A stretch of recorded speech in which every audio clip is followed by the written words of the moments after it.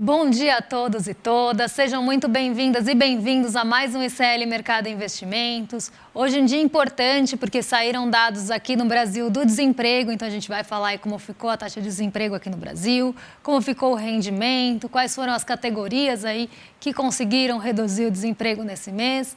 A gente tem aí também dados importantes da China, que foram divulgados ontem à noite, na verdade, né? Então a gente tem esses dados de China que a gente tem que passar aqui, até porque vai explicar muito do movimento que está acontecendo hoje durante o dia aqui na nossa bolsa, nas commodities. Então vamos falar aí de China com vocês. Também temos aí a aprovação no Senado da taxação dos fundos exclusivos, a verdadeira Black Friday aqui do Brasil, porque esse sim foi um descontaço. Mas antes de tudo isso, bom dia, André, como você está hoje? Bom dia, Débora, bom dia a todos os nossos telespectadores. Hoje os dados da PNAD aqui saíram, né? Então vamos falar bastante sobre isso, renda, vamos falar de desemprego, que categoria subiu mais, como que está nosso mercado de trabalho. Vamos falar também da taxação dos super ricos, né, que a Débora já está adiantando. É uma medida importante, mas rolou uma boa Black Friday para quem se antecipar. O Eduardo já falou também muito sobre isso no programa, então a gente vai dar alguma palhinha nossa em relação a tudo isso. Vamos falar também do que está acontecendo aí no nosso mundo, na Ásia, com a China decepcionando um pouco, mais os juros podendo cair lá nos Estados Unidos. Mas, antes de tudo, a gente começa com a nossa agenda do dia, né? Então, o que esperar, né? O que teremos hoje pela frente, o que já saiu. Então, vamos começar aí colocando a nossa agenda, gente. Aí, então, Débora, o que você pode falar da agenda para a gente? Bom, hoje de manhã, né, na agenda, a gente teve a divulgação do desemprego da zona do euro. Então, a gente teve esse movimento também já começando lá na Europa, justamente porque tivemos o desemprego lá sendo divulgado e também o CPI, né, que é o Índice de Preços ao Consumidor da zona do euro, mas ainda de forma preliminar. Então, aqui é a primeira leitura, vamos pensar assim, não é o índice fechado ainda, mas já temos aí uma direção para onde deve caminhar o Índice de Preços ao Consumidor da zona do euro. Aqui no Brasil, 9 horas, a gente teve a PNAD contínua, que vai trazer aí para a gente dados de desemprego, dados do mercado de trabalho. Esse assunto a gente vai falar bastante. Temos a divulgação do PIB da Índia, também às 9 horas da manhã. Então, aqui mais uma agenda de indicadores de uma forma global. Às 9h30 agora, a gente teve aí a participação aí de um diretor do Banco Central em um evento, algo que pode trazer alguma sinalização em relação aqui a nossos juros, a nossa política monetária. Em seguida, a gente teve aí também a divulgação, agora às 10 horas da manhã, do indicador de incerteza da economia de novembro da FGV. Podem passar aí para os próximos dados que a gente tem aí a partir de agora. Porque lá nos Estados Unidos, a gente tem um dado importante hoje sendo divulgado, que é o PCI. O PCI, traduzindo, é o Índice de Preços de Gastos com Consumo Pessoal. Tá? E o núcleo também saiu. Então, a gente tem essa divulgação agora às 10h30 da manhã. A gente vai dar uma pincelada quando a gente for falar da abertura do mercado. Mas aqui um índice muito importante, esse índice de preços. Ontem saíram os dados trimestrais. A gente já teve ali uma acomodação do índice de preços de gasto com consumo pessoal e hoje saem os dados mensais e já o núcleo também do mês de outubro. Esses dados são muito acompanhados pelo Fed, o Banco Central dos Estados Unidos, eles olham bem de pertinho para esses dados, então isso deve ter um peso grande hoje, inclusive está movimentando aqui a nossa bolsa. Temos o PIB do Canadá do terceiro trimestre sendo divulgado também. Na Alemanha, a gente vai ter um evento que é o 5º Fórum de Supervisão Bancária do Banco Central Europeu.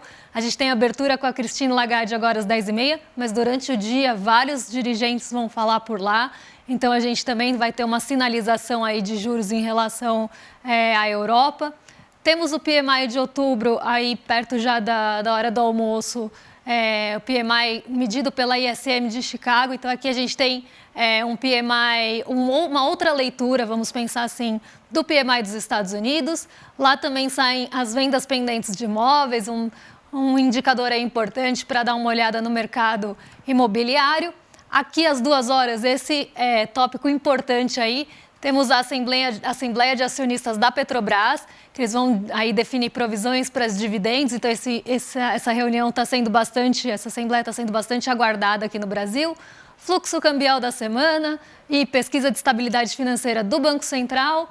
Gabriel Galípolo também vai palestrar hoje em evento, então ele pode aí também falar alguma coisa em relação à política monetária, diretrizes do Banco Central, então isso deve ficar no radar. E aí no fim do dia, já à noite aqui, mas no começo do dia lá na Ásia, a gente tem o PMI industrial de novembro final, sendo medido aí no Japão, e aí o PMI do S&P Global, porque o que a gente vai falar hoje não é esse ainda, é uma outra medida de PMI lá na China. E aí, durante o dia, hoje, temos também a reunião dos países, da Organização dos Países Exportadores de Petróleo, OPEP. Então, essa reunião também deve ficar muito no radar, ela era bastante aguardada, foi adiada, isso causou furor no mercado de petróleo. Ela acontece hoje ao longo do dia todo e deve repercutir bastante aqui no nosso mercado e de uma forma mais global. Então, esses aí são os principais indicadores, os principais eventos, né? Quem fala, quem não fala hoje, e deve mexer com o mercado e aí com indicadores também econômicos que podem aí sinalizar coisas para a gente. Essa agenda cheia de falas importantes, perspectivas, né?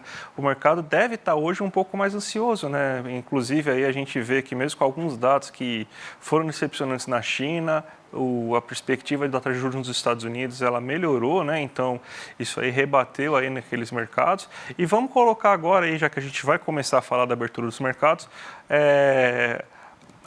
a nossa notícia aqui que a gente sempre coloca para vocês, mostrando aí, tintim por tintim, o que esperar, o que você deve observar hoje dentro dos mercados. Mas, Débora, explica um pouco melhor como fechou a Ásia e como que está abrindo esse mundão.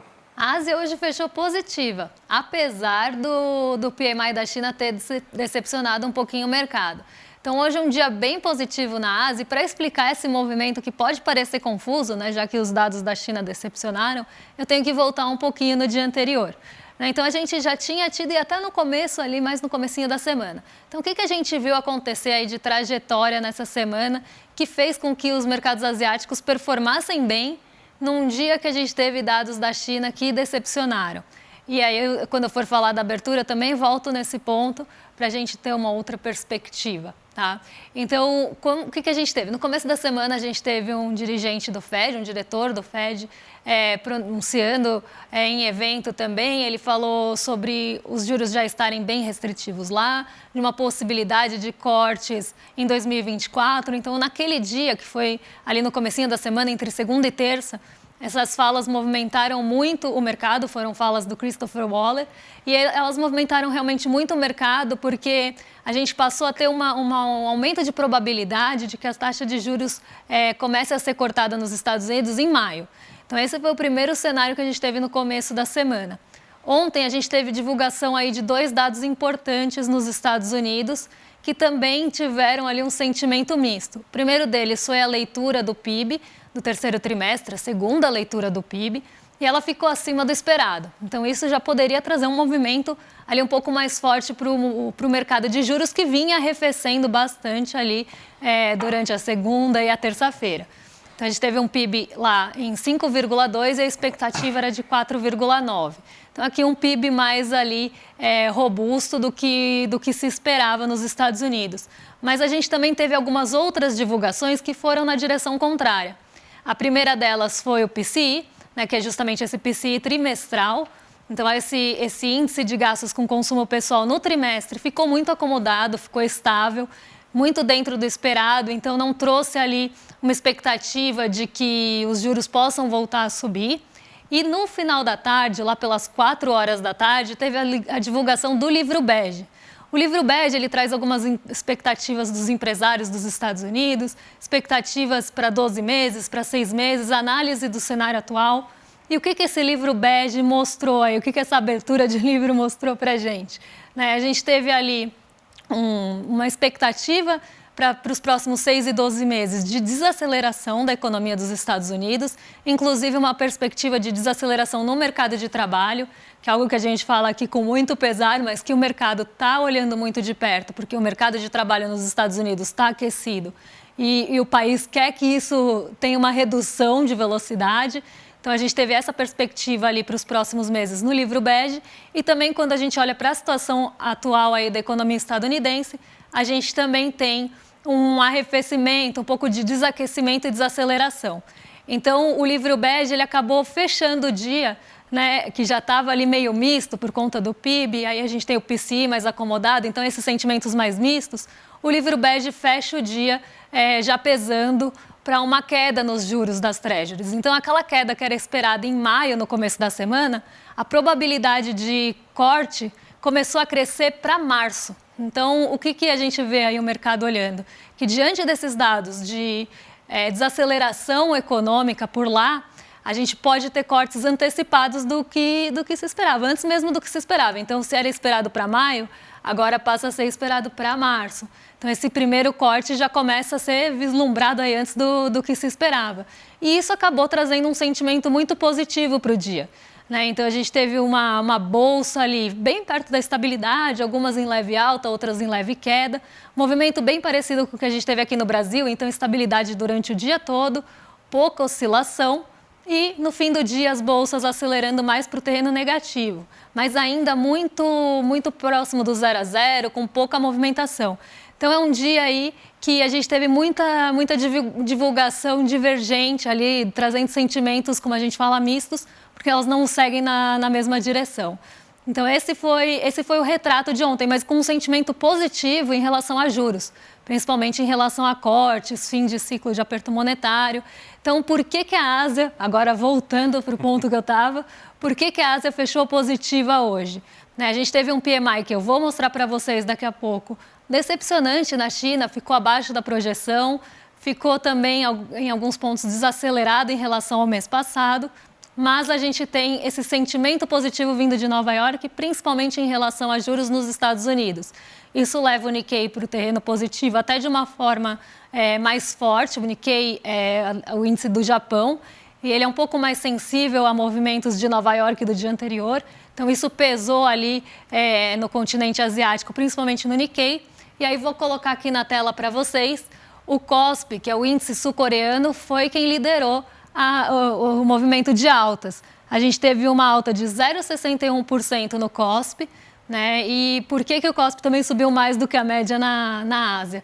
Por lá, a gente teve a divulgação, né, da decisão de política monetária e, como se esperava, né, isso não gerou surpresas, porque até falei ontem que a expectativa era justamente essa. Os juros lá foram mantidos. Então, a gente teve um KOSPI até acelerando mais os ganhos e um dia positivo na Ásia, até no Xangai Composto, mesmo aí diante de um PMI mais brando, um PMI mais fraquinho aí na China.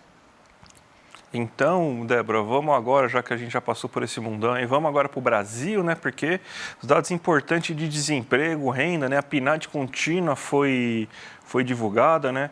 A gente chegou agora em outubro em 7,6% de desemprego, reduziu também a quantidade de pessoas subutilizadas, Débora, que agora subutilizadas são aquelas pessoas que gostariam de trabalhar mais, mas não conseguem. Então, a gente estava em 17,6% na última divulgação, a gente foi para 17,5%, melhorou a renda. Então, o mercado de trabalho ele melhorou consideravelmente agora nesse mês. Isso daí mostra aí que possivelmente a gente vai ter uma queda de desemprego ainda maior nos últimos 2 meses, né, já que esse é o último trimestre.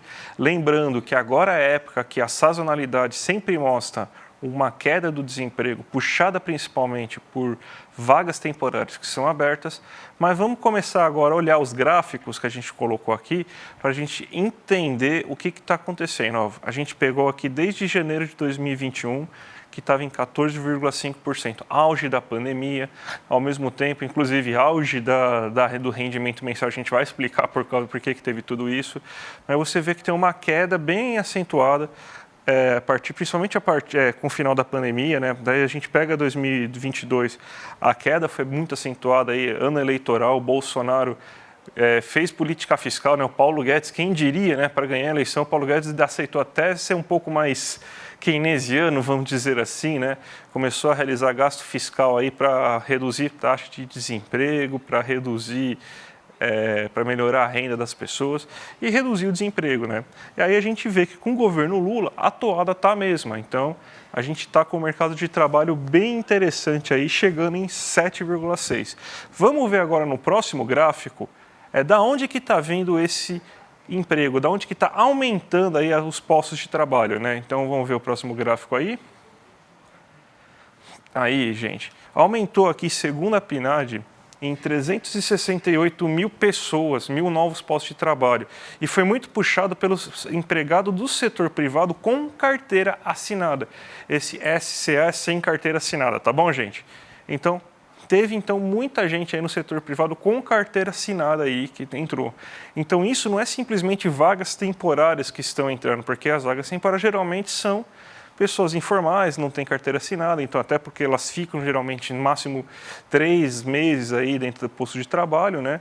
A gente já tem um começo de pessoas entrando, são 51 mil postos de trabalho com carteira assinada, mas a grande novidade foi que você está melhorando, formalizando boa parte da mão de obra. A gente tem um dado complicado ainda, que aqui está aumentando a quantidade de pessoas trabalhando por conta própria.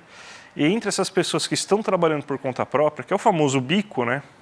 A gente tem que tem 61 mil pessoas que começaram a trabalhar por conta própria, mas sem CNPJ, ou seja, sem formalidade, então sem um MEI, sem um Simples, sem um ME. E você teve 41 mil novas pessoas trabalhando por conta própria, mas com CNPJ. Esse sem CNPJ é basicamente o cara que vai vender bolo de pote, vai trabalhar no farol e tudo mais. Então, esse aí é o dado mais complicado. Ainda está aumentando isso, estava até que reduzindo nos últimos meses, né? Mas voltou a aumentar. Mas o dado mais importante nesse primeiro momento, a gente vê aí como que o setor privado com carteira assinada, como está tendo uma formalização boa, né, dos dados de mercado de trabalho, Débora. Exatamente. Aí é um ponto bem importante esse, né, até para a gente pensar na evolução da qualidade do mercado de trabalho, porque em alguns meses passados, principalmente aí, né, quando a gente vê aquela queda do desemprego em 2022, a gente via essa queda muito puxada pela informalidade, justamente pelo trabalho por conta própria e principalmente sem CNPJ. Então, realmente, trabalho informal, né, o que também tem menor renda. Então, aqui a gente via essa categoria puxando o desemprego. E agora a gente tem uma maior formalização. Então, a gente vê ali os empregados no setor privado com carteira, né, tendo aí uma aceleração nas vagas e uma desaceleração, se a gente comparar com outros meses, ali na conta própria sem CNPJ. Então, aqui a gente vê, né, um dos outros desafios, né, a gente fala que tem alguns desafios no nosso mercado de trabalho, um deles é essa formalização justamente, e o outro é a renda que o André vai contar aqui para a gente agora. Né? Exatamente. Aliás, só um dado antes, né, que eu esqueci de falar, é a primeira vez na série histórica que a gente passou de 100 milhões de pessoas empregadas. Né? Então, 100 milhões de pessoas hoje estão trabalhando no Brasil, metade da população quase. Né? Se a gente o último dado do Censo mostrou que a gente são 102 milhões de brasileiros hoje, né? Então 100 milhões estão trabalhando. E daí você tira crianças, idosos, aposentados, pessoas que não querem trabalhar, né? Existe essa categoria de pessoas, acreditem, né? Tem gente que não pode trabalhar, inclusive porque está cuidando de uma pessoa acamada, uma pessoa que precisa de uma atenção especial toda hora, né? Mas então a gente tem 100 milhões de pessoas aí trabalhando aqui no Brasil. Isso é um número bem expressivo, nunca na série histórica, né? Desde 2012 a gente tinha chegado nesses dados. Vamos agora para a renda, que também tem dados interessantes na renda, né? A gente vê essa barriguinha que você tem a partir de janeiro de 2020, é o auxílio emergencial. Você vê aí como que foi a situação no governo Bolsonaro, que o auxílio emergencial foi capaz de aumentar a renda média do trabalho para patamares não vistos há muito tempo, né? Então, para você ver como que o brasileiro estava numa situação muito complicada, que a renda aumentou pela disponibilidade de auxílio emergencial. Mas se a gente for ver, do começo de janeiro de 2019, que é o primeiro mês do governo Bolsonaro, né, a renda estava em 2.898, né? Então, ele entregou, inclusive, o governo dele com uma renda mensal menor, né, em janeiro de 2012, estava por volta de 2.600 e alguma coisa, né, que é justamente esse ponto aqui. Mas a gente está tendo uma melhora, né, desde janeiro de 2023, a gente teve essa primeira queda nos 3 primeiros meses da sazonalidade, né, que existe, né? O desemprego sempre cai nos 3 primeiros meses do ano e o desemprego sempre aumenta. O desemprego sempre aumenta nos 3 primeiros meses do ano, perdão, gente, e sempre cai nos últimos 3 meses do ano, justamente por causa dessas vagas temporárias que o comércio coloca, né? E a renda também funciona mais ou menos assim. Mas a gente vê que desde que você teve, a partir de abril, que é mais ou menos o período que o mercado de trabalho, esses 6 meses aí que o mercado de trabalho funciona sem essa sazonalidade, o aumento é considerável. A gente já tem, então, passamos, né, em um ano de governo Bolsonaro e de governo Lula, a gente conseguiu melhorar, inclusive aquele ponto que o Bolsonaro pegou e entregou muito abaixo. Então a gente já tem aí agora uma melhora aí da renda média aí pela... E vamos ver se a gente consegue chegar em patamares que a gente encontrou lá para 2014, 2015, 2010. Do desemprego já estamos chegando, né? É o melhor dado desde fevereiro de 2015, né? Não chegamos ainda aos patamares de 2014, que estava abaixo de 7%, mas quem sabe a gente chegue ano que vem nesse patamar, Débora. E chegar nesse patamar aí com essa melhora, né? Cumprindo esses desafios aí de formalidade, de melhora na renda. E aqui a gente também vê aquele reflexo, algo que a gente sempre fala aqui, negociações salariais sendo bem positivas para o trabalhador, tendo mais sucesso nessas negociações e reajustes acima da inflação. Então aqui a gente vê que isso está tendo um efeito, isso deve também ter efeito aí na nossa economia, principalmente urbana.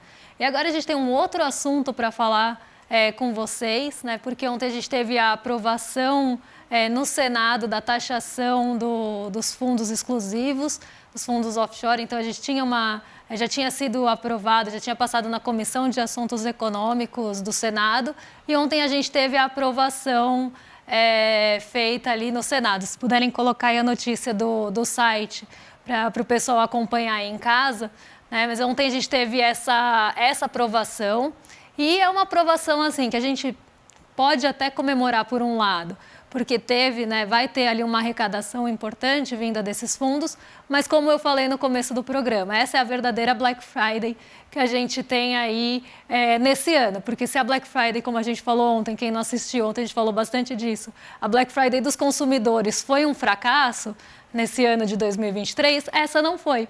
Aqui sim a gente teve um descontaço, essa foi realmente de verdade, com descontos aí bem expressivos, mas descontos para quem é bilionário no Brasil, né? Então, a gente vê aí essa aprovação acontecendo, a gente deve ter uma previsão de arrecadação de 30 bilhões nos 3 anos aí, mas a gente tem várias mordomias, vamos pensar assim, para esses fundos exclusivos aí, fundos que são chamados fundos dos super ricos, e aqui a gente não está falando de fundos grandes ou de fundos aí que a gente tem acesso, tá? São fundos exclusivos que são normalmente montados numa estratégia para uma família, né, ou para uma pessoa.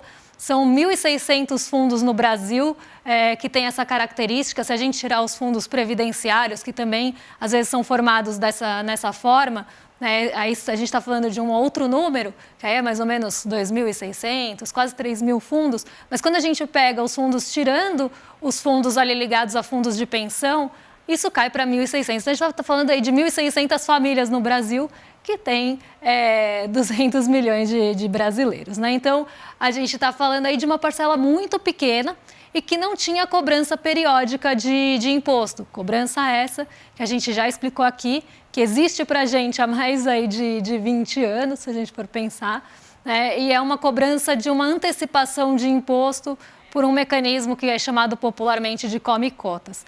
Então, todo mundo que tem fundo elegível à tributação de come-cotas, porque também não são todos os fundos que têm essa tributação, mas alguns fundos têm essa tributação pela forma que eles são constituídos, e a gente paga 15%, né, dividido aí em 2 vezes, né? Então a gente paga 15% dos rendimentos no mês de maio, e agora, no último dia útil de novembro, conhecido como hoje, a gente também tem tributação de come-cotas.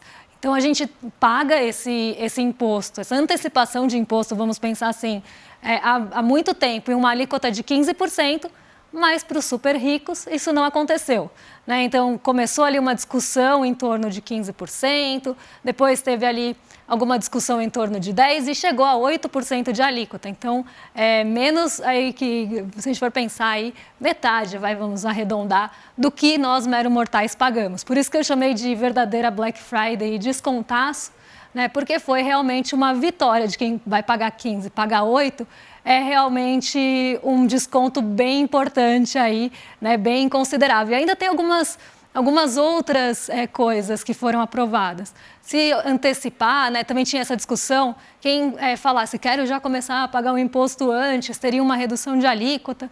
Não só vai ter aí alguns benefícios, mas também vai poder parcelar esse imposto. Então, aqui a gente vê muitos benefícios para quem é bilionário no Brasil, né? E toda vez que a gente fala nesse assunto, sempre aparece alguém defendendo o bilionário. Lembrando que muitas dessas pessoas já nem têm dinheiro no Brasil, então não é aquela história que a gente sempre fala que vai tirar o dinheiro. Já tirou.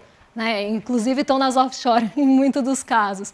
E aí a gente vê essa tributação reduzida, mas aprovada aí no Senado ontem. Então aqui a gente vê esse ponto é uma comemoração, mas uma comemoração, eu diria, com pesar para mim, porque custou inclusive muito cara essa aprovação aí em termos políticos aí, se a gente for considerar a Caixa Econômica. Quem ficou para um segundo momento, e isso acabou desanimando bastante o mercado ontem, foi a tributação das apostas esportivas. Então, ontem o mercado, que já estava bem perto do 0 a 0, acabou tendo um viés mais negativo, porque o mercado esperava que as apostas esportivas entrassem aí na votação ontem, mas ela ficou aí sendo adiada e deve acontecer na volta aí da comitiva do governo que está lá na Arábia Saudita. Isso é tudo, né, uma tentativa do Haddad conseguir chegar, né, no famoso déficit zero, né? Então ele está antecipando, na verdade uma antecipação de receita, né, para conseguir tentar bater a meta do déficit zero que ele está perseguindo tanto, né?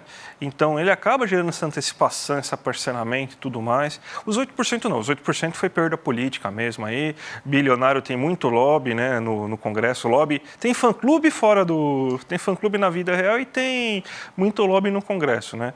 Mas essa antecipação aí que foi colocada, que vai ter desconto, muito disso é para conseguir arrecadar para o ano que vem e chegar mais próximo do déficit zero, né? Então, esse aí, para mim, é uma parte aí bem complicada da situação toda, Débora. É bem difícil de comemorar mesmo essa aprovação, né? Muitas pessoas falaram, é uma vitória, eu não vejo dessa forma. Não sei, André, mas eu não consigo ver, porque realmente foi uma redução bem grande aí do que poderia arrecadar e da alíquota também. É melhor do que nada, né? Melhor do que nada. Mas... Vamos lá então, vai.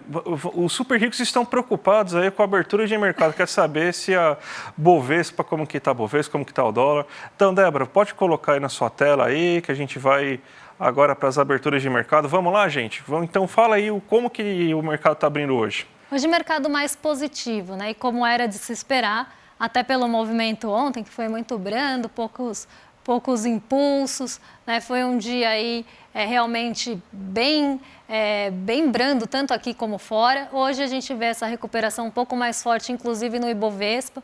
E o mercado até teve uma aceleração aí de alta depois que teve a divulgação do PCI, que eu falei no começo do programa que ia acontecer, que eu ia pincelar, porque para montar dados aí de gráfico ele acabou de sair.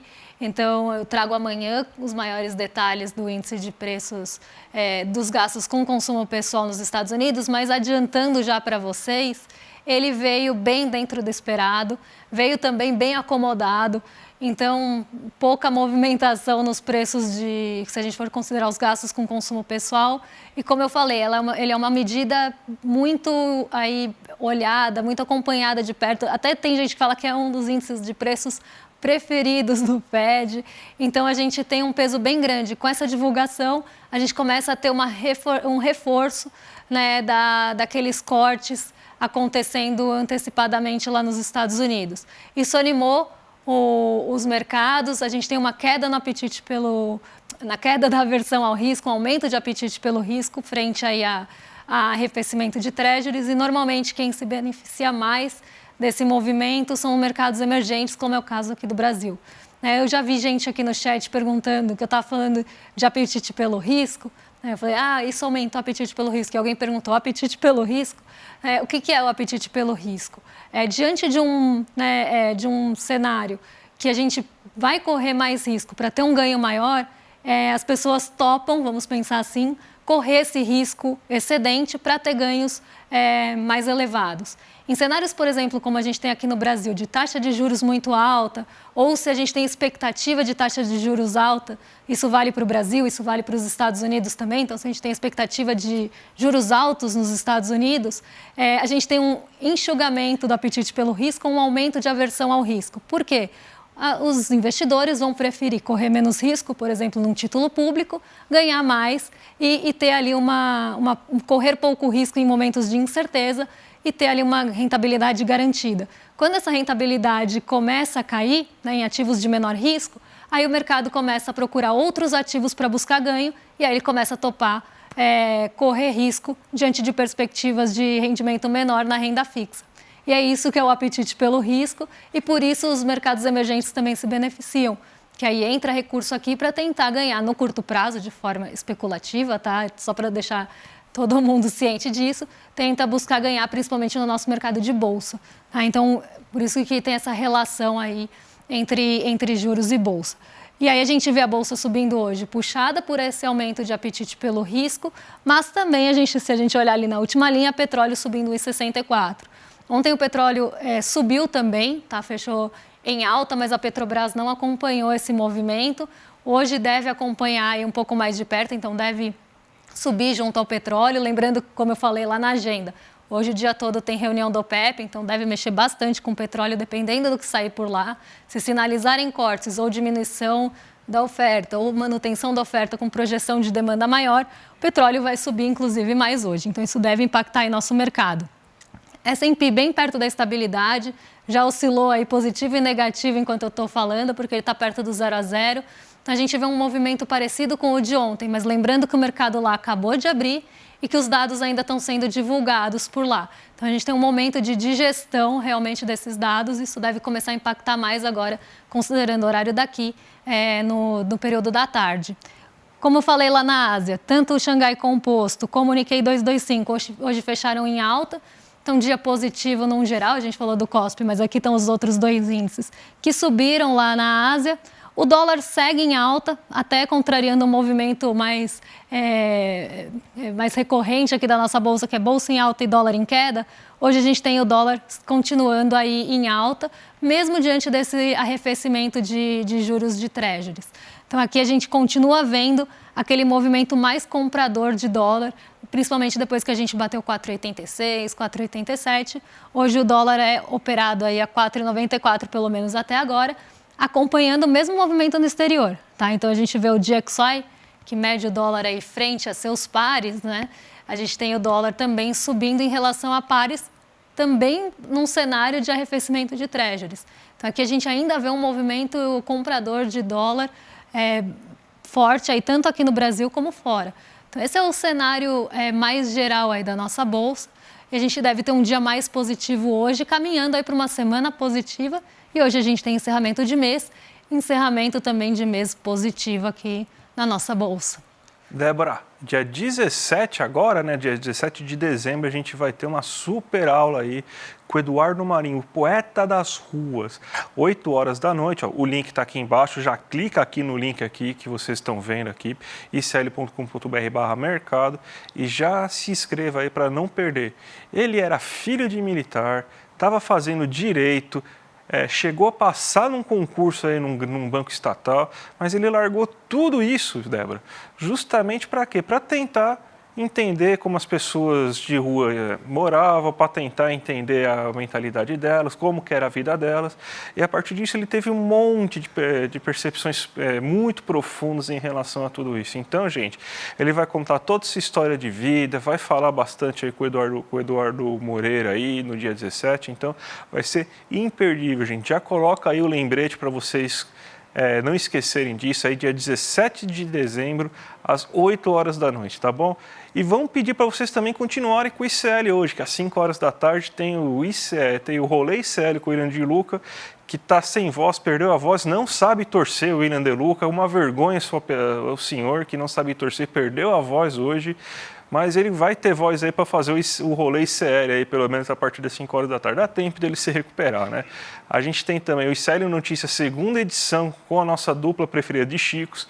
Chico Sá, que está bem preocupado com o seu Santos, e o Chico Pinheiro, além da Gabi Varela. E a partir das 7h30 da noite, a gente tem o Sinapse com Robertinha Garcia e o César Calerron. Então, das 5 horas até as 8h30 da noite, vocês têm a programação do ICL aí para vocês aí acompanharem e de alta qualidade, como sempre, né, Débora? Pois é, muitas duplas, né? Dupla de Chicos, dupla de Eduardos, muitas duplas aqui no ICL. E André com voz, olha só. André está com voz mesmo aí diante da vitória do Palmeiras ontem. E vocês já sabem, né? Amanhã a gente está de volta, às 7 horas da manhã já tem programação aqui, tem Desperta, ICL Notícias, primeira edição. Nós temos aí também o Em Detalhes em seguida. E a gente, aqui às 11 horas da manhã, para passar aí os principais pontos do mercado. Vamos falar aí também o que mexe com o seu bolso. Então aí bastante coisa para a gente falar amanhã e vamos fazer até um balanço aí do mês de novembro. Então até amanhã. Até amanhã, gente. Tchau, tchau. Põe na agenda que esse vale a pena. 17 de dezembro, domingo, às 8 horas da noite, Eduardo Marinho, filósofo das ruas, sucesso da internet, das redes sociais por suas reflexões e textos, vai dar uma aula para o Instituto Conhecimento Liberta. Para você participar dessa aula ao vivo e que não tem replay, clique no link aqui em cima ou aqui embaixo e se inscreve agora, gratuitamente. A gente se vê lá.